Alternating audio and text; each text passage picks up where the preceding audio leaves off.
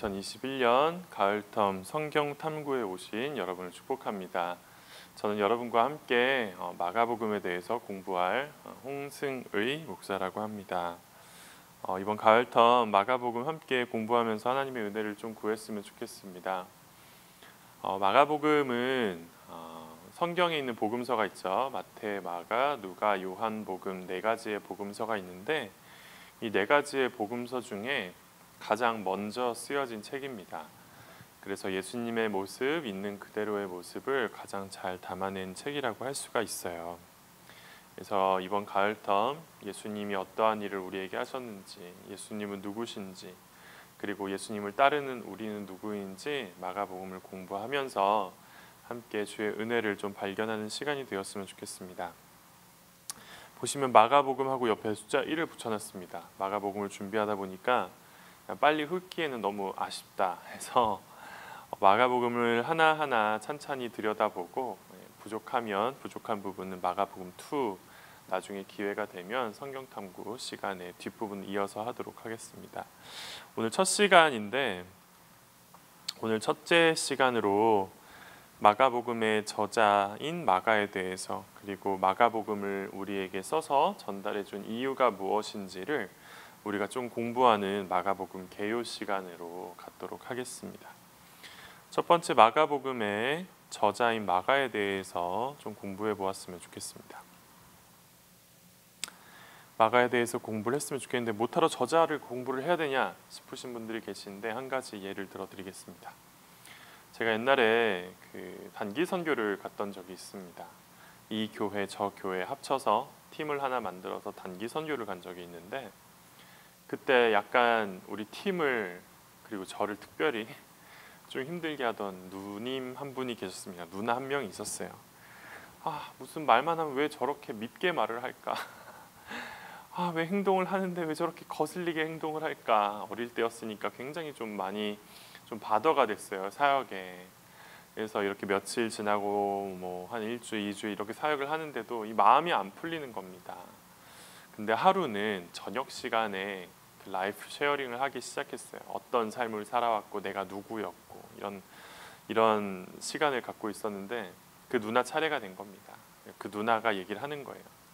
나는 학창 시절 때 어떤 삶을 살았냐 하면 친구들로부터 따돌림을 받는 삶을 살았고 대학교를 가려고 했는데 입시도 내가 원하는 대로 되지 않았고 뭐 집안은 힘들고 이런 쭉 자세한 얘기들을 몇 시간에 걸쳐서 하기 시작했어요. 제가 그 누나에 대해서 처음으로 진지하게 알아갔던 시간이죠. 근데 재밌게도 그 시간이 지난 다음에 어떤 일이 있었냐면 그 누나가 했던 모든 모진 말들이 왜 나오는지를 알게 됐어요. 그리고 그 누나가 왜 그런 행동을 했었는지, 왜 적절하지 않은 그런 행동을 함으로 다른 사람들이 힘들게 하는지 그 누나를 알게 된 다음에 해석이 막 되기 시작했어요. 그 다음부터는 그 누나의 어려운 행동이 어렵게 느껴지지 않았어요. 언제부터인가? 그 누님에 대해서 자세히 알게 된 순간부터예요. 마찬가지입니다. 성경을 읽을 때 그 사람이 누구인지를 알고 보면 보이지 않던 것들이 많이 보이기 시작하고 그 사람의 글체와 그 사람의 말이 왜 이런지 더 깊이 알게 되면 성경을 좀 더 입체적으로 볼 수 있을 것 같아요. 그래서 첫 번째로 우리 마가복음을 쓴 마가에 대해서 좀 공부함으로 마가복음을 좀 더 입체적으로 볼 수 있는 시간, 계기가 되었으면 좋겠습니다. 첫 번째로는 저자 마가인데 저기 모자이크로 그림이 되어 있는데 저자 마가죠. 마가라는 이름은 마가복음에는 등장하지 않죠. 나 마가가 이 책을 썼다 이런 식으로 자기가 자기를 소개하지 않아요. 저자 마가가 처음 성경에 이름이 등장하는 때는 언제냐 하면 흥미롭게도 사도행전에서 마가의 이름이 처음 거론됩니다. 12장 12절 마가라 하는 요한의 어머니 마리아의 집에 가니 이렇게 써 있어요. 마가라 하는 요한 이렇게 이름이 두 개가 있어요. 마가면 마가지 요한이면 요한이지 왜 마가 요한을 함께 쓰나 그 당시 문화를 좀 더 살펴봐야 되는데 그 당시 유대 땅은 그냥 하나의 독립된 나라로서의 유다가 아니었죠. 유대 땅이 아니었죠. 그 당시 유대 이스라엘은 로마의 식민지였어요. 그래서 유대 사람들 중에 예루살렘에 살고 있는 사람들 중에 덜어는 다 그런 것은 아닌데 어느 정도 사회적 지위가 있는 명망이 있는 사람들이라면 유대 자기 본래 이름 하나와 로마식 이름 하나씩은 갖고 있었어요. 그래서 요한이라는 뜻은 원래는 히브리어 유대식 이름입니다. 요한, 원래 마가의 유대 이름은 요한이에요. 그리고 마가라는 이름은 헬라어도 아니고 라틴어예요. 라틴어, 로마 말이란 뜻이에요.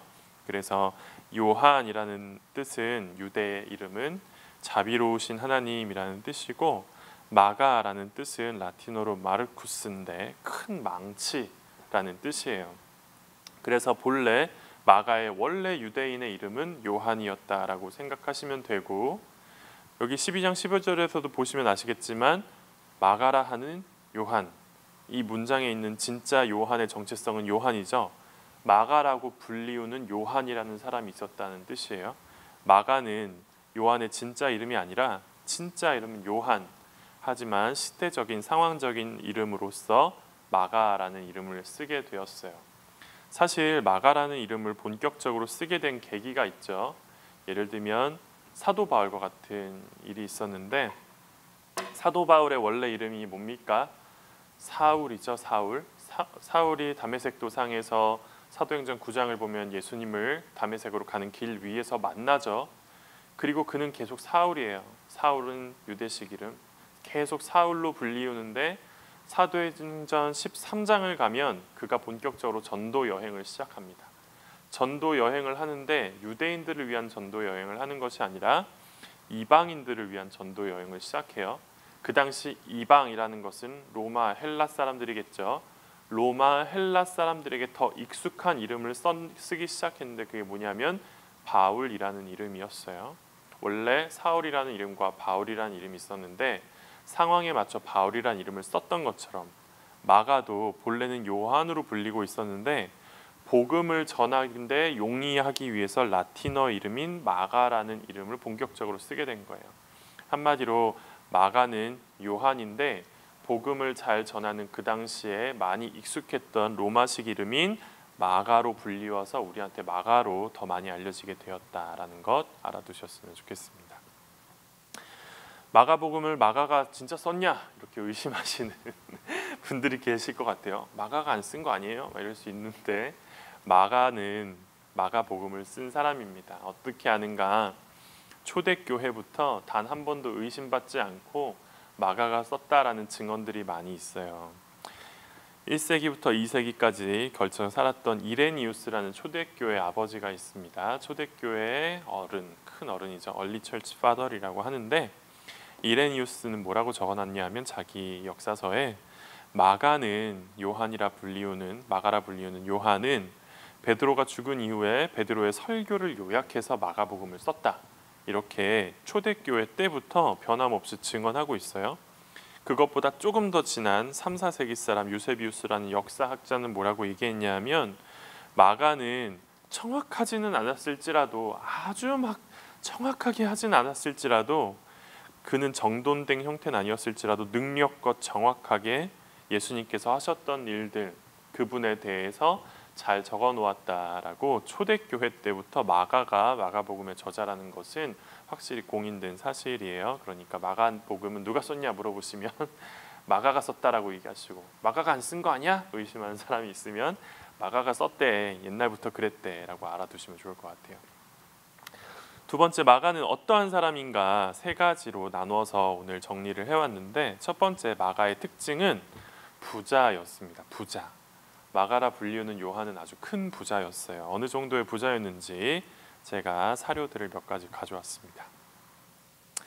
여러분 이 지도가 보이시나요? 이 지도를 보시면 그냥 이게 뭐야 이렇게 잘 안 보이실 수도 있는데 이게 뭐냐 하면 예루살렘 지도인데 언제적 예루살렘이냐 하면 1세기 예루살렘을 재현해 놓은 지도입니다. 고고학자들이 발굴을 많이 해서 모양과 형태와 그 당시 좀 가풍들을 나눠서 색깔도 다르게 해놨어요.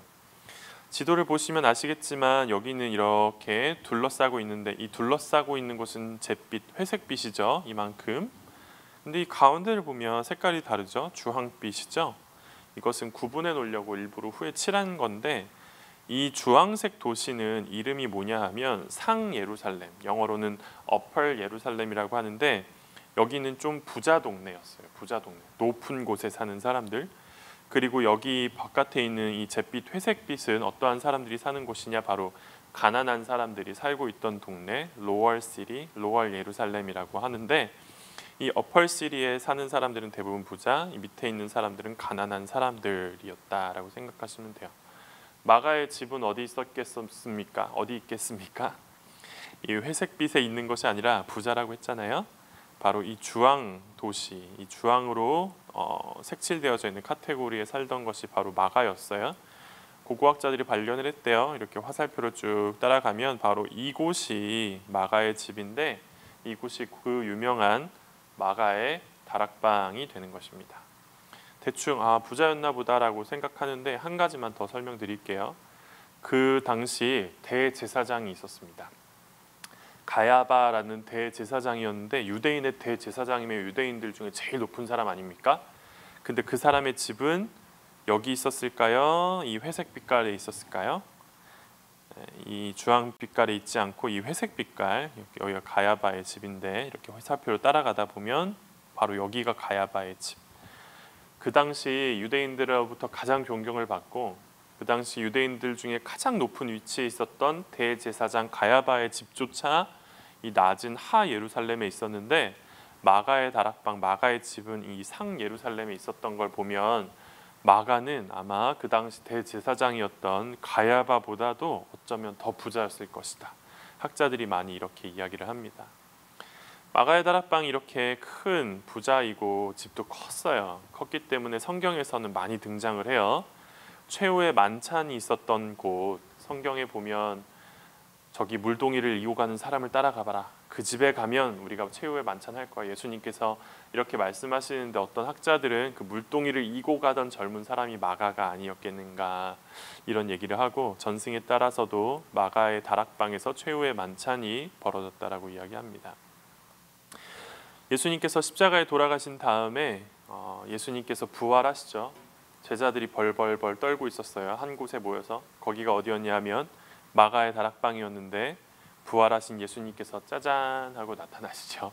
짜잔 하고 나타나셔서 그들과 함께 음식을 드세요.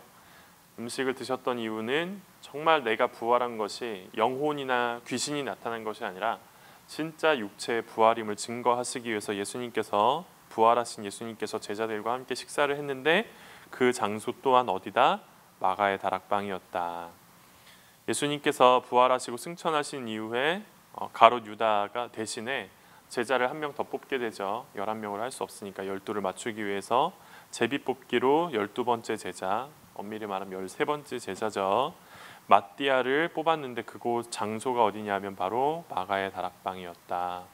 그리고 제일 중요하죠. 여러분도 잘 아시는 마가의 다락방 하면 어떤 것입니까? 성령의 충만함을 받은 사건. 120명의 성도가 다락방에 앉아서 열심히 기도할 때에 불의 혀같이 갈라지는 것이 보여졌고, 사람들이 방언을 하는데 세계 각국에서 모여든 모든 사람들이 자기 말로 하나님의 큰 일을 말한다 라고 얘기했던 그 놀라운 사건의 장소가 바로 그 유명한 오늘 마가복음을 쓴 마가의 집이었어요. 그리고 이 마가의 다락방은 후에 제자들이 계속 모이는 곳이 되었어요. 아지트, 제자들의 아지트였어요. 사도행전 12장 말씀을 보면 베드로가 감옥에 갇혀 있다가 풀려나죠. 하나님의 놀라운 섭리로 그때 찾아간 곳이 바로 사도행전 15장에 나오는 바로 마가의 다락방이었고, 그리고 사도행전 15장에서도 되게 중요한 사건으로 등장하게 되는데, 그 당시 믿음으로만 구원을 받는다라는 것에 대해서 저항하는 유대인들이 있었죠. 그래, 믿음으로 구원받는 거 좋다. 예수님의 공로로 의해서 구원받는 거 좋다. 근데 세 가지는 지켜야 되지 않겠냐. 이방인들도 할례하게 하자. 안식일은 지키자. 그리고 우리가 음식 정결법은 지키자. 이 세 가지를 구원받기 위해서는 이 세 가지 하자라고 하는데 싸움이 났죠. 아니다. 그것마저도 공로가 된다. 구원은 은혜로 받는 것이다 하고 예루살렘 공의회, 교회가 태어난 이후에 첫 번째 교회 리더들이 모여서 교리적인 종교적인 회의와 일치와 타협을 보는 자리가 사도행전 15장에 나와요. 예루살렘 공의회라고 하는데 바로 그 장소가 어디였냐? 마가의 다락방이었다라고 성경은 얘기하죠. 한마디로 마가의 다락방은 어떤 곳인가? 기독교 최초인 교회, 예루살렘 교회가 탄생된 곳, 예루살렘 교회가 바로 마가의 다락방에서 시작된 거예요. 한마디로 마가의 다락방은 엄청 큰 집이었고 역사적으로, 교회사적으로, 또 신앙적으로 굉장히 큰 역할을 하는 곳, 바로 예루살렘 교회가 이꼴 마가의 다락방이었다. 초반에 그렇게 기억하시면 됩니다. 또 어떠한 증거가 있냐 하면 마가는 누구의 친척인가? 골로새서 4장 10절 말씀을 보면 바나바의 생질이라고 표현이 되어 있어요. 바나바의 친척이라는 단어입니다. 바나바와 친척 관계라는 뜻이에요. 근데 바나바는 누구입니까? 구브로에서 난 레위족 사람이래요. 바나바는 레위 사람, 근데 마가의 친척. 자연스럽게 마가는 어떤 사람입니까? 레위 족속이구나, 레위 지파에 속한 사람이었던 것이구나 알 수가 있죠. 바나바가 초대교회에서 어떤 역할을 했냐 하면 밭이 있음에 팔아서 그 값을 가지고 사다들의 발 앞에 두어 가난한 사람들과 헐벗은 사람들과 나누었어요. 바나바가. 근데 여기서 말하는 밭이 그냥 조그만 이만한 밭을 팔았다라는 뜻이 아니에요. 원어를 보면 이 밭은 거대한 땅, 큰 땅이라는 뜻이에요. 바나바는 하나님의 뜻에 따라서 큰 땅을 팔아서 가난한 사람들과 나누었다라고 표현을 하고 있어요. 레위 족속인 부자 사촌 바나바를 둔 마가는 어떤 사람이겠습니까? 같은 레위 족속일 뿐만이 아니라 그 당시는 가문 사회였기 때문에 마가 또한 똑같은 부자였다. 큰 땅을 가지고 있었을 수도 있고 많은 재산을 가지고 있었을 수도 있고 큰 집은 가진 것은 이미 보았고 마가는 아주 큰 부자였다라고 얘기를 할 수가 있죠. 한 가지 더 사료적인 자료가 있는데 마가복음을 보면 예수님께서 잡히시던 날 밤에 마가가 익명으로 자기를 살짝 보여주는 장면이 등장합니다. 그게 언제냐면 예수님께서 잡히시고 말씀하시는 거예요. 내가 날마다 성전에서 가르쳤을 때는 잡지 않더니 이제 잡네? 왜 그런 줄 아니? 이제 하나님의 뜻을 이룰 때가 되었다라고 말씀을 하시고 끌려가십니다. 예수님께서 겟세마네 동산에서 잡히셔서 막 끌려가시는 거죠. 그때 마가가 집에 있었던 것 같아요. 집에 있었는데 바깥에 소란이 난 겁니다. 그래서 잠을 자고 있다가 무슨 소리지? 하고 배 혼니부를 몸에다 두르고 그 장면을 목격하러 나가요. 근데 그 군중 중에 마가를 알아본 사람이 있는 겁니다. 베드로를 알아봤던 조그만 여종이 있었던 것처럼 마가를 알아본 사람이 있는 거예요. 그래서 마가 아니야? 마가 아니야? 하다가 잡힐 뻔해요. 잡혔어요. 잡혔는데 그가 입고 있던 배 혼니보를 확 벗어던지고 도망을 갔다. 이런 내용이 나오는데 여기서 말하는 배 혼니볼이란 뜻이 신도나란 뜻이에요. 신도나. 근데 이 신도나는 뭐냐 하면 부자들만 쓰던 의류라고 할까요? 침구류라고 할까요? 부자들만 쓰고 있던 거예요. 그 당시는 사람들이 이불을 따로 갖고 있고 이러지 않았어요. 그저 사도 바울이 옛날 감옥 생활할 때 디모데한테 얘기했던 것처럼 겉옷 갖고 오라 이렇게 얘기하는데 겉옷이 바로 이불이자 평소에 입고 다니는 옷이자 다 그런 역할을 했어요. 그래서 일반적으로 가난한 사람들은 겉옷을 이불 삼아 살고 있었는데 마가는 이불을 따로 가지고 있는 겁니다. 입는 옷 따로, 밤에 덮고 자는 이불 따로, 밖에 잠깐 걸치고 나가는 이런 신도나 같은 이런 배 혼이불도 다 따로 가지고 있을 정도로 마가는 아주 부유하고 풍족한 사람이었다라는 것을 성경을 통해서 알 수 있어요. 부자들은 대부분 어떻습니까? 부자들의 성격은 대부분 다 그런 건 아니지만 솔직한 성격을 많이 가지고 있죠. 똑같아요. 지금이랑. 마가는 어떤 사람이냐 하면 굉장히 솔직한 사람이었어요. 글 속에 많이 보입니다. 마가의 솔직한 성격, 하고 싶은 말 다 해버리는 성격, 이것이 마가복음을 보면 이렇게 군데군데 드러나요. 제자반을 하신 분들도 아시겠지만 예수님의 일과에 대해서 많이 배우시죠. 여기 주무시는 것이 예수님인데 예수님께서 공생의 기간 동안 엄청나게 바쁘게 사셨습니다. 엄청나게 분주하게 막 사셨어요. 하루는 예수님께서 제자들과 배를 타고 가는데 에그머니나 웬일입니까? 큰 바람과 큰 폭풍이 와서 제자들이 타고 가던 배가 휘청휘청거리기 시작한 겁니다. 그림에 나오는 것처럼 굉장히 위급한 상황이 되었어요. 제자들이 어찌할 바를 몰라서 마태복음 8장 25절 말씀을 보면 제자들이 나와서 예수님을 깨우며 이르되 주여 구원하소서 우리가 죽겠습니다. 좀 더 편하게 얘기하면 막 예수님께 가는 거죠. 그 다음에 예수님 우리 좀 살려주세요. 우리가 죽을 것 같아요 라고 얘기를 하는 것이 마태복음에서 기록되어져 있는 이 상황이에요. 누가복음에서도 똑같이 기록하고 있습니다. 제자들이 나와 깨어 이르되 주여 주여 우리가 죽을 것 같아요. 죽겠나이다 이렇게 얘기를 하는 장면이 나오는데 여기서 나아오다라는 단어가 프로셀돈테스네요. 프로셀돈테스란 뜻인데 낮은 사람이 높은 사람에게 나아갈 때 쓰는 단어가 이 단어예요. 이 단어.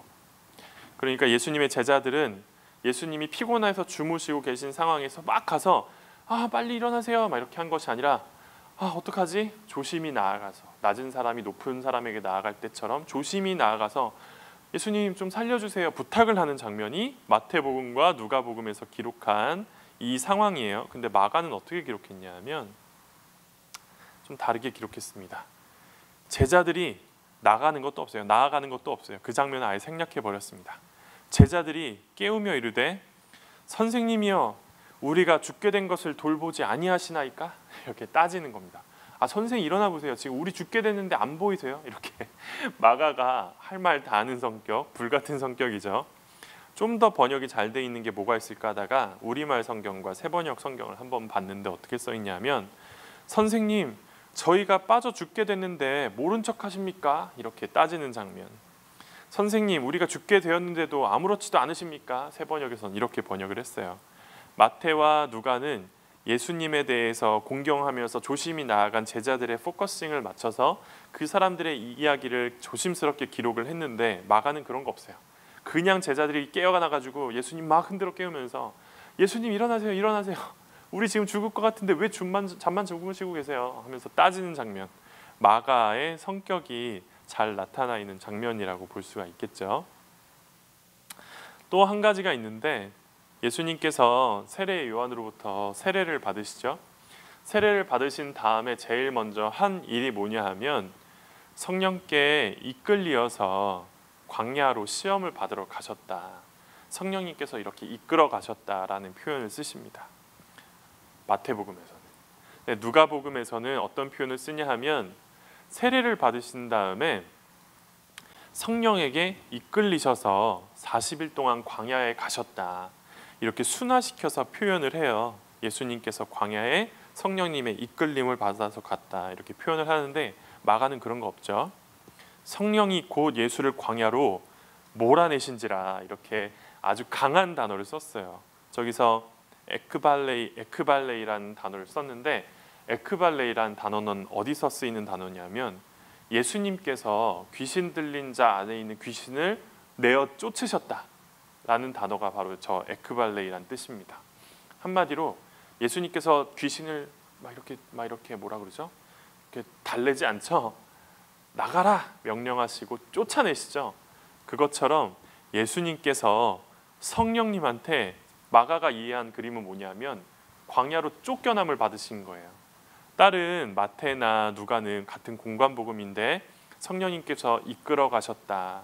굉장히 순화시켜서 부드럽게 사용을 한 반면에 마가는 부잣집 도련님이라서 그런 필터가 없는지라 그냥 있는 그대로 예수님을 성령님께서 광야로 던져버리셨다. 내어 쫓으셨다. 이런 표현을 쓸 정도로 마가는 굉장히 할 말 다 하는 불같은 성격이었다라는 거예요. 그래서 마가복음을 보시면 거친 표현들이 많이 나옵니다. 세 번째로 마가는 어떤 사람이냐면 살면서 고생을 해본 적이 없는 사람이에요. 고생을 해본 적이 없는 사람. 부자라서 할 말 다 하는 데다가 또한 고생 또한 별로 해본 적이 없는 사람이 마가였습니다. 일예가 있죠. 지도를 하나 가져왔습니다. 뭐라고 써있냐 하면 사도 바울의 1차 전도 여행 지도입니다. 사도 바울과 바나바와 마가가 이 안디옥, 수리아 안디옥이죠. 여긴 비시디아 안디옥, 기억하세요. 성경에서는 안디옥이 두 군데가 있습니다. 항상 우리가 이야기하는 안디옥 교회, 그리스도인이라 칭함을 받았던, 첫 번째로 칭함을 받았던 칭찬받는 교회는 이 비시디아 안디옥이 아니라 예루살렘 이 위에 있던 수리아 안디옥이에요. 이 안디옥은 선교하는 교회였죠. 담임 목사는 바나바였고, 바나바와 사울, 바울이죠. 바울과 마가 셋이서 선교 여행을 떠난 겁니다. 힘차게 떠나죠. 여기가 그 구브로 섬, 지금의 키프로스 섬인데 원래 마가와 바나바가 이곳 출생입니다. 그래서 고향으로 먼저 간 거예요. 복음 전하러. 그래서 여기서 복음을 전하는데 아주 복음을 잘 전했습니다. 이곳에 있었던 총독도 전도하고, 하여튼 여기서는 기분이 너무 좋아요. 너무 신나요. 사역 너무 잘 된다. 신난다 신난다 하고, 이제는 우리 내륙으로 가자 하고서는 이렇게 아탈리아, 이탈리아 지방을 가는데, 버가에 이르렀을 때 1차 전도여행 때 마가가 갑자기 못하겠다 하고서는 선교를 때려치고 어디로 가는가? 여기가 예루살렘인데 예루살렘으로 그냥 가버려요. 마가가. 학자들은 왜 그랬을까? 여기서까지만 해도 사역 잘했는데 갑자기 버가 지역에 이르렀을 때 왜 마가가 혼자서 돌아가 버렸을까? 라는 생각을 많이 하는데 여러 가지 이유가 있어요. 향수병에 걸렸을 것이다. 두 번째, 여기서 이 안디옥까지 올라가는 길은 산맥이 있거든요. 산맥. 이 산맥은 도둑들이 많았고 거친 땅이었기 때문에 부잣집 도련님인 그 마가는 이 여정을 버티지 못하고 그냥 갔을 것이다 라고 얘기하는데, 가장 설득력 있는 글은 어떤 글이냐면, 사도 바울이 내륙 사람 아닙니까? 내륙에서 해상 지역으로 선교 여행을 다니다가 풍토병에 걸렸을 것이다 라는 이야기를 많이 해요. 해안가 주변에서 흔히 걸릴 수 있는 풍토병에 걸렸을 것이다 라는 얘기를 합니다. 그 이유는 뭐냐 하면, 버가 지역에서 전도를 안 해요. 여기서 사도 바울과 바나바와 마가가 이쪽 지역 이렇게 긴데 복음을 전하지 않고 바로 내륙으로 급하게 이동을 하는 장면을 성경을 보면 알 수가 있습니다. 어느 지역으로 갔는가? 갈라디아 지방으로 속히 이동을 하게 되는 장면, 사도행전을 보면 나오죠. 한마디로 사도 바울이 여기서 병이 걸린 겁니다. 병이 걸려서 병자를 데리고 전도 여행을 해야 되는데, 문제는 뭐냐? 해안 풍토병을 빨리 치료하기 위해서 내륙 쪽으로 이동을 해야 되는데 이 길이 보통 길이 아니었던 거죠. 산맥이 있고 여러 가지 도적대가 있어서 마가가 병자를 데리고 이 산을 넘는 건 너무 위험하다 해서 부잣집 도련님이었던 마가는 그냥 도망을 가버렸다, 이런 썰이 있어요. 갈라디아서 4장에서도 사도 바울이 이야기합니다. 내가 너희에게 처음 복음을 전할 때 내 몸은 너무나 연약하였다. 하지만 너네들은 그 일에 실족하지 않고 나를 잘 받아주고 간호해 주었다라는 표현이 있는 것으로 보아서 사도 바울은 여기서 빨리 복음을 전했던 것 같아요. 마가는 힘들어서 도망가 버리고. 우리 생각에는 바울이 아프면 끝까지 책임지고 간호하면서 같이 가야 될 것 같은데, 우리 마가라는 사람은 그런 깜냥이 안 됐던 것 같아요. 그냥 버가에서 에이 모르겠다 하고 예루살렘으로 혼자 살겠다고 도망가 버립니다. 그래서 결국 사도 바울이 마가와 사이가 틀어지죠. 어느 정도로 틀어지냐 하면 2차 전도 여행, 1차 전도 여행 끝나고 2차 전도 여행을 가는데 바울과 바나바가 엄청나게 크게 싸웁니다. 마가를 데려가자고 바나바는. 그가 비록 한번 실수하고 우리를 버렸지만 그래도 우리 친척 아닙니까? 그 친구 우리 변화시켜서 잘 써먹어야죠. 그 친구 옛날 같지 않으니까 데려갑시다 하는데, 바울은 우리 한번 버렸다는 사람 어떻게 믿습니까? 그 사람 안 데려갑니다 하는 이유로 바울과 바나바가 크게 싸우죠. 그래서 2차 전도 여행은 따로따로 가게 되죠. 바나바는 마가와 함께 가게 되고, 바울은 누구와 함께 가게 됩니까? 실라. 바울과 실라가 함께 2차 전도 여행을 떠나게 되죠. 마가는 부족함이 많은 사람이었어요. 그래서 자기 힘들다고 도망가서 공동체를 깬 사람이죠. 바나바와 바울의 공동체 동역을 깨버린 사람, 여러모로 부족한 점이 많은 사람이었습니다. 이런 사람 여러분 함께 사역하고 싶으십니까? 부잣집 도련님인데 집이 얼마나 큰지 초대교회에서 큰 역할을 감당했어요. 근데 문제는 뭐냐? 너무 솔직해서 할 말 다 하는 겁니다.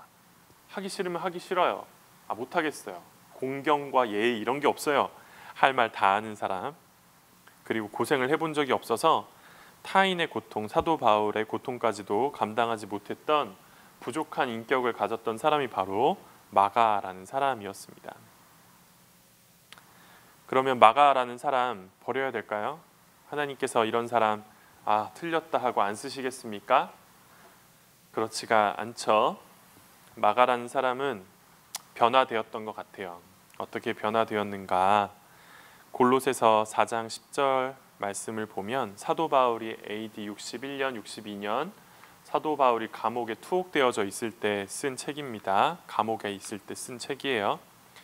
나와 함께 갇힌 아리스다고와 바나바의 생질 마가와. 사도 바울은 AD 61년경 그가 나중에 3차 전도 여행까지 하고 바울의 감옥에 갇혀 있을 때 편지를 골로새 지역에다 쓰게 되는데 그때 뭐라고 쓰냐 하면 내가 지금 감옥에 갇혀 있어. 근데 지금 함께 나랑 감옥에 갇혀 있는 사람이 있어. 그 사람이 누구냐면 바나바의 친척 마가야 라고 얘기를 해요. 마가를 사도 바울이 뭐라고 얘기하냐면 하나님 나라를 위하여 함께 역사하는 자들, 하나님 나라를 위하여 함께 사역하는 마가라는 표현을 써서 마가가 변화되었다라고 사도 바울이 증언하죠. 또 뭐라고 이야기하는가? 마가는 어떤 사람이냐? 나의 위로야. 하나님께서 나에게 주시는 하나님의 위로와 같은 사람이 바로 마가야 라고 얘기합니다. 마가가 완전히 변화되었죠. 또 빌레몬서도 같은 시기에 쓰여진 책인데 뭐라고 이야기하는가? 에바브라도 예수 그리스도를 위해 나와 함께 감옥에 갇혀 있습니다. 에바브라도 그때 그가 여러분에게 안부를 전합니다. 또한 마가 나의 동역자 마가 함께 있었다라는 뜻이에요. 마가는 사도 바울과 감옥에 함께 들어가는 것을 두려워하지 않는 사람으로 변화되게 되었습니다. 또 디모데후서는 그 사도 바울이 죽기 직전 AD 67년경 되길까요? 66년, 67년경 인생의 정말 끝자락에 쓴 책이에요. 이때도 완전 그 사형 선고를 눈앞에 두고 감옥에 있을 때였는데 디모데에게 편지를 쓰는 거죠. 디모데야, 너 빨리 좀 와줘라. 나한테 감옥에 있는데 빨리 나한테 좀 와. 디모데야, 혼자 오지 말고 네가 올 때 마가를 데리고 와. 그가 나의 일에 유익한 사람이야 라고 이야기를 합니다. 마가는 어떤 사람이 되었는가? 구제불능이었죠.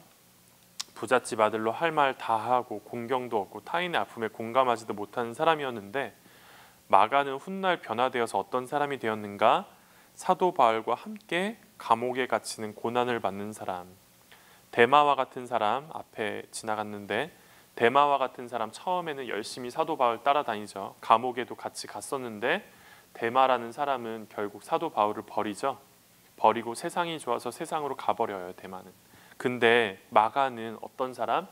끝까지 충성을 다하고 끝까지 함께 바울 옆에 있었던 사람. 그리고 사도 바울에게 있어서 가장 힘든 순간에 가장 생각나는 사람이 바로 마가복음을 쓴 마가라 하는 요한이 되었어요. 완전히 변화되게 되었죠. 뭐가 이 사람을 이렇게 변하게 하였을까요? 1차 전도 여행 때는 도망을 가고 공감하지 못하는 할 말 다 하는 솔직한 성격이었던 이 마가가 왜 이렇게 좋은 사람으로 변화되게 되어졌을까요? 바로 마가가 변화된 이유는 좋은 멘토였던 베드로가 있었기 때문입니다.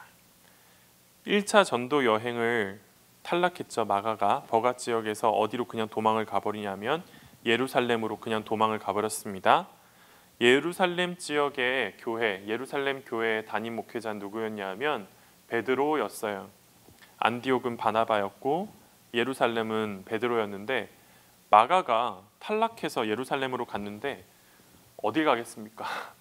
예수님 믿는 사람 떠나봐야 예수님 손바닥 아닙니까? 손바닥 안에 있는 거 아닙니까? 예루살렘 교회를 간 겁니다. 거기서 누굴 만나는가? 베드로를 만나게 되는 거예요. 초대교회 기록을 보면 히에라폴리스의 감독이었던 파피아스는 마가가 어떤 역할을 예루살렘 교회에서 하기 시작했는가? 베드로의 번역자. 그 당시 유대 지역에선 아람어를 썼거든요. 아람어를 번역해서 라틴말로 혹은 헬라말로 바꾸는 번역가의 역할을 누가 했냐면 마가가 했다. 자연스럽게 베드로와 날마다 동역하면서 베드로를 멘토로 삼았겠죠. 이레니우스는 뭐라고 얘기했냐면 초대교회 아버지, 베드로의 제자였다. 마가가 번역도 했다라고 이야기합니다. 마가가 예루살렘으로 도망을 갔는데 예루살렘 교회를 가서 베드로를 만나서 그의 제자가 된 겁니다. 그리고 그의 번역을 하게 돼요. 베드로전서 5장 말씀을 보면 베드로가 이야기합니다. 내 아들 마가라고 이야기를 해요. 베드로는 마가를 어떻게 케어하기 시작했냐 하면 내 아들처럼 케어하기 시작했어요. 유대 사회에서 아버지와 아들, 육신의 아버지와 아들의 관계도 있겠지만 만들어진 후에 있는 후천적인 아버지와 아들의 관계가 있었는데, 예를 들면 바울과 디모데죠. 디모데 전후서를 여러분이 기회가 되시면 한번 읽어보시면 좋겠는데, 사도 바울은 디모데를 나의 아들아 이렇게 불러요. 그리고 어떻게 얘기하냐면 어떨 때는 훈계를 합니다. 무섭게 얘기를 해요. 근데 어떨 때는 그렇게 따뜻할 수가 없어요. 그리고 따뜻하고 잘해주기만 하는 것이 아니라 이럴 땐 이렇게 하고 저럴 땐 저렇게 해. 너가 나이가 어리지 교회 사람들이 너가 어리다고 업신여기지 않게끔 잘 처신하고 행동해라. 이렇게 디테일한 인생의 가이드까지 줄 정도로 아버지와 아들의 관계는 굉장히 돈독하단 말이에요. 근데 베드로가 마가를 내 아들이라고 부른 겁니다. 그를 챙기면서 어떻게 살아야 되는지, 어떻게 행동해야 되는지, 예수님께서는 어떤 일을 하셨는지를 하나하나 이야기를 해주면서 마가가 좋은 멘토인 베드로를 만나서 변화가 되기 시작하는 거예요. 그리고 굉장히 재미있습니다. 베드로를 평생 이끌었던 신앙 고백이 뭡니까? 주는 그리스도시요 살아계신 하나님의 아들입니다. 이것이 베드로가 평생 이해했던 예수님이잖아요. 베드로의 멘토링을 받는 마가도 동일한 고백을 합니다. 마가복음에서 예수님은 어떤 분이시냐면 베드로의 신앙 고백을 그대로 따와요. 예수님은 그리스도시요 살아계신 하나님의 아들이십니다. 이 고백을 마가가 누구한테 배웠냐 하면 베드로로부터 배운 겁니다. 멘토를 받고 멘토링을 받고 마가 또한 베드로와 같은 신앙 고백을 갖게 되어진 거예요. 그래서 베드로의 신앙 고백은 마가복음의 신앙의 고백과 같다. 재밌죠? 두 번째로 마가가 변화되어진 이유는 뭐냐 하면 하나님의 말씀을 날마다 들었기 때문이에요. 하나님의 말씀. 어떻게 알 수 있는가? 사도행전 10장 말씀을 보면 베드로의 설교가 나옵니다. 학자들은 이 구조가 사도 베드로의 평생의 설교 구조 혹은 설교 내용이었을 것이다 라고 얘기해요. 지금 시대야 설교학이 발달해서 설교는 3대지로 하고 빅 아이디어, 원 포인트 이런 얘기 많이 하지만 이 당시는 그런 게 어디 있습니까? 그냥 예수님이 누군지만 전하는 것이 그 당시 설교였는데, 사도 베드로의 그 설교의 기본적인 양식, 색깔로 다르게 해놨는데, 첫 번째 파란색은 어떠한 내용이냐면 예수님께서 세례를 받으신 이야기를 하는 겁니다. 사도 베드로가 항상 설교를 보면 이 구조예요. 베드로의 설교는. 두 번째, 그 분은 어떠한 일을 하셨는지, 요한의 세례를 받은 하나님의 아들은 어떠한 일을 하셨는지, 빨간색. 그 다음에 죽으셨다라는 것이 사도 바울의 그 설교 구조예요. 그 다음에 부활하셨다. 그 다음에 목격자들에게 나타나셨다. 이것이 사도 베드로의 설교의 구조예요. 이것이 전형적인 티피컬한 구조인데 흥미롭게도 마가복음도 똑같습니다. 베드로 설교의 일반적인 구조는 세례 요한의 세례, 예수님의 사역, 죽음, 부활, 목격자들에게 나타남. 이것이 베드로의 설교였는데 마가복음의 구조 또한 베드로의 설교와 똑같습니다. 세례 요한이 먼저 등장하고요. 예수님의 사역이 어떠했는가? 예수님께서 죽으셨고 예수님께서 부활하셨고 목격자들에게 나타났다. 베드로의 설교와 마가복음의 구조가 똑같습니다. 한마디로 마가는 베드로의 설교를 날마다 들었어요. 그를 멘토 삼아서 어떻게 살아야 되는지 가이드를 받았을 뿐만 아니라 베드로가 날마다 하는 하나님의 말씀을 받아들으면서 사는 사람. 그래서 마가는 결국 어떻게 변화되게 되어졌는가? 정말 하나님의 사람으로 신실하게 변화되어지게 되어진 거예요. 세 번째로는 정리를 해봤어요. 한번 정리를 해봤는데 마가는 본래 실패한 사람이었죠. 바울의 선교를 따라갔다가 실패한 사람, 실패 가운데 머물러 있는 사람이 될 뻔했는데 그가 베드로와 함께 사역을 함께하고 동역을 하게 되어지죠. 그러면서 결국은 좋은 사람으로 변화되기 시작합니다. 사역만 열심히 할 뿐만 아니라 그가 날마다 말씀을 듣게 되었어요. 그가 날마다 하나님의 말씀을 듣게 되었을 때 그는 어떠한 사람이 되었는가? 변화되어 사도 바울에게 가장 힘들 때 기억나는 사람, 사도 바울에게 가장 큰 위로가 되는 사람, 충성하되 끝까지 충성하는 사람으로 변화되게 되어졌다라고 이야기합니다. 마가가 변화되게 되어졌습니다. 그리고 마가복음을 썼는데 마가가 대부분 이 성경책은 여러 구전을 통해서 증거가 되게 되어지는데 마가가 그리는 예수님은 아주 예수님과 가까운 책입니다. 본래 구전이라는 것은 한 번 몇 번 지나가면 뒤틀리기 쉽잖아요. 예를 들면 제가 군대에 있을 때였는데 저희 내무반에 한 가지 소문이 들어왔습니다. 저희 내무반에 어떤 소문이었냐면 우리 중대에 국가대표 골키퍼 출신이 왔다. 청소년 국가대표 출신 골키퍼가 왔다. 이렇게 소문이 난 거예요. 그래서 우린 너무 기뻤죠. 드디어 우리 중대가 1등을 할 수 있겠구나. 청소년 국가대표 출신 골키퍼가 우리 중대에 왔으니 이제 어느 중대와 축구를 해도 우리는 지지 않을 수 있다 해서 너무 들뜬 마음으로 그 사병이 왔다라는 소대로 열심히 뛰어갔습니다. 그리고 찾았어요. 누구야? 누가 국가대표 출신 골키퍼야? 이렇게 물어봤는데 한 이등병이 앉아있는 겁니다. 너냐? 너가 바로 그 유명한 국가대표 출신 골키퍼야? 이렇게 물어봤는데 그 친구가 뭐라고 얘기했냐면 아닙니다. 저는 그냥 초등학교 때 골키퍼만 해본 게 답니다. 이렇게 대답을 했어요. 소문이 옆 소대를 거치고 옆 소대를 거치고 옆 소대를 거치면서 부풀려지기 시작한 거죠. 초등학교 때 축구했던 친구가 중학교, 고등학교, 국가대표 이렇게 소문이 점점점 뻥튀기가 돼서 저한테 들어온 거예요. 소문이라는 것은 가면 갈수록 부풀려지고 사실이 아닌 것들이 하나하나 덕지덕지 붙기 시작하는데 마가는 마가복음을 썼을 때 그 이야기는 많이 건너서 들어진 이야기가 아니었어요. 누구로부터 들은 이야기였냐 하면 사도 베드로부터 직접 들은 이야기를 쓴 책인 겁니다. 한 단계만 거친 거예요. 예수님이 있었고 예수님을 본 베드로가 있었고 베드로가 자기가 경험하고 듣고 배운 예수님을 마가에게 그대로 전달해 준 겁니다. 전해져서 들려진 복음이 아니라 한 걸음만 뛰어서 나에게 들어와진 복음, 이 복음을 전하는 사람이 바로 마가가 되었어요. 마가는 본래 굉장히 형편이 없는 사람이었지만 베드로로부터 직접 교육을 받고 그리스도의 모습을 가장 사실적으로 잘 그려낸 사람이 바로 저자 마가입니다. 여러분도 성경을 보시다 보면 예수님을 따르시다 보면 변화돼야 되는 부분이 반드시 있습니다. 가끔씩 신앙생활을 하다 보면 변화되기를 포기하시는 분들이 있는 것 같아요. 나는 원래 이런 사람이야. 예수님을 오랫동안 믿었는데 말을 거칠게 하는 겁니다. 그리고 말로 사람들한테 상처를 주는 거예요. 나는 원래 이런 사람이야. 나는 원래 말을 솔직하게 해. 라고 하면서 사람들에게 상처를 주는 겁니다. 그리고 하는 얘기는 항상 나는 원래 이런 사람이야. 근데 예수님을 믿으면 그런 사람은 적당하지 않은 사람입니다. 예수님을 믿는 사람이라면 변화되는 것이 참 당연한 것이다 라고 성경은 이야기를 해요.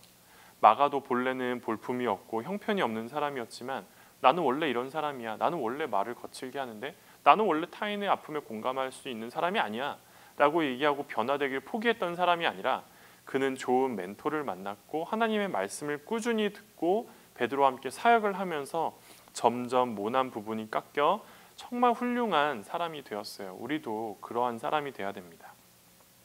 예수님을 믿으면 진짜 변해야 되는가? 저도 옛날에 그런 고민을 굉장히 많이 했던 적이 있었는데 제 생각을 한번 변하게 시켰던 한 형제가 있었습니다.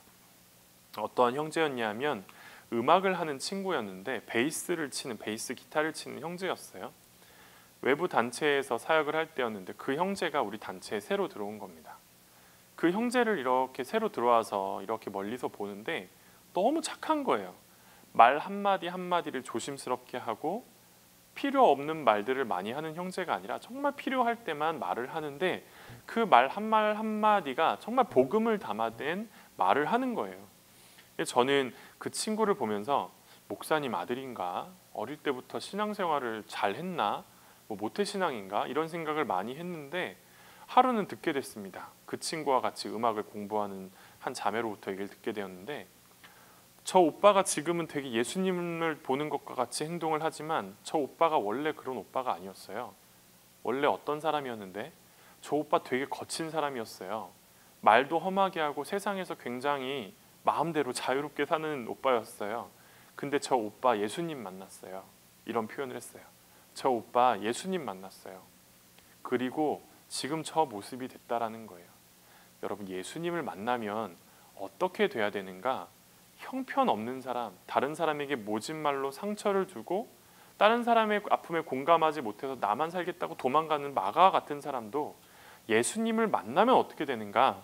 변화돼야 되는 것이 바로 예수님을 만난 사람들의 삶이 되어야 된다라는 거예요. 옛날에 오카는 목사님께서도 말씀하셨어요. 오카는 목사님으로 교회로부터 파송을 받은 선교사님이 한 분 계셨대요. 오카는 목사님 교회에서 파송을 받았는데 그분이 열심히 사역은 했는데 선교지에서 안 좋은 일에 연루가 돼서 한국으로 중도에 귀국을 하게 된 겁니다. 그래서 사람들이 생각을 한 거죠. 저 선교사는 사역 끝났다. 이제 저 선교사는 다시 재기 못할 것이다 라고 얘기를 했다는 거예요. 그래서 저 사람은 아유 안타깝다라고 사람들이 생각만 하고 있었는데 어느 날 보니까 오카는 목사님과 같이 사역을 하고 있더라는 겁니다. 사람들이 와서 물어본 거예요. 목사님, 저 사람하고 사역하는데 괜찮으시겠어요? 저 사람 또 옛날과 같은 실수하면 목사님도 힘들어질 텐데, 저 사람 옛날과 같은 실수하면 목사님한테도 큰 해가 될 텐데 저 사람하고 같이 사역할 수 있으시겠습니까? 이렇게 오카는 목사님한테 얘기를 했는데 오카는 목사님이 그 표현을 하셨다는 거예요. 어떤 표현을 하셨냐면 내가 쟤를 믿니? 나는 하나님을 믿어 라고 얘기를 했다는 거예요. 사람의 의지로는 변화시킬 수 없고 사람은 실수할 수 있으나 그 사람을 붙드는 하나님이 계시면, 하나님을 만나면, 예수 그리스도를 부딪히면 변하지 않을 사람이 없다라는 거예요. 마가도 완전히 변화되어진 사람이 되었습니다. 완전히 변화되어서 우리에게 편지 한 권을 써줬는데, 마가복음 한 권을 써줬는데 이 책이 얼마나 영광스러운 예수님을 담아내고 있는지, 이 책을 읽는 자마다 예수님의 원래 모습, 원래 가르침, 예수님의 원래 형상을 보는데 가장 귀한 자료를 쓰는 사람으로 변화되었어요. 마가가 변화될 수 있다면 여러분도 변화될 수 있는 겁니다. 마가가 변화되었다면 우리 또한 변화될 수 있어요. 어떻게? 날마다 말씀 앞에 서시고 날마다 좋은 멘토링을 받으시고 날마다 하나님의 교회를 열심히 섬기시다 보면 마가도 변화되었기 때문에 우리 또한 변화가 되어질 수가 있는 것입니다. 오늘 시간이 많이 지나서 마가에 대한 소개만 하고 다음 주로 넘어갔으면 좋겠는데 오늘의 교훈은 이것입니다. 변화되지 않을 사람이 없다. 마가가 변화되어져서 사도 바울에게, 베드로에게 가장 좋은 동역자가 되었다면 우리 또한 변화되어 누군가에게 그러한 사람이 될 수 있다. 이 말씀을 소망으로 삼으시고 다음 주에 또 뵙도록 하겠습니다. 오늘 강의는 이렇게 마치도록 하겠습니다. 수고 많이 하셨습니다.